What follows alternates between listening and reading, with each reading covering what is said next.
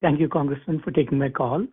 I know there's a lot that has happened since President Trump's second term that can be taken to uh, uh, as an erosion of the rule of law.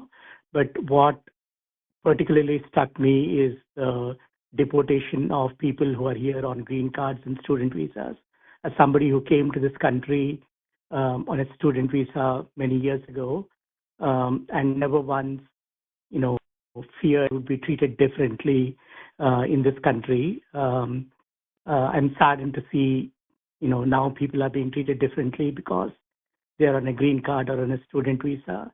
While I might not necessarily agree with, everything these students or scholars or whoever they are might have done or spoken about, I think everybody should have a right to speak up and be free from fear, not have to worry about what they say and how it might be construed. Could you please Absolutely. speak to that? Yeah, there's two layers to that. One, obviously, is the mass deportation effort, targeting people in many instances who have legal status. Like you said, whether it's a student visa, work visa, or a green card. In some instances, those people have been targeted for reasons that we don't know.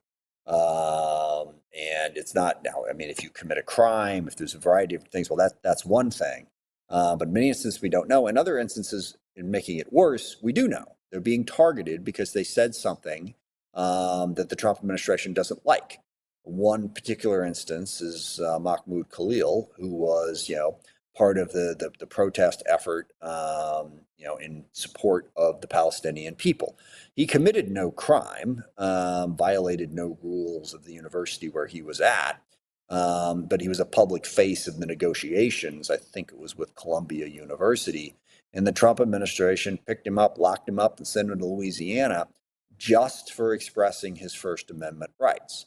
I signed on to a letter, calling for his immediate release because that is an attack on the First Amendment and on free speech. And as some of you on this call no doubt know, I've definitely had my differences of opinion, and I mentioned it earlier with my concern about people, shouting people down at town hall meetings and in other forums, using threats and intimidation and efforts to silence opposition. I think that is a problem. But Mr. Khalil did not do any of that. He was targeted simply for expressing his political beliefs in the country.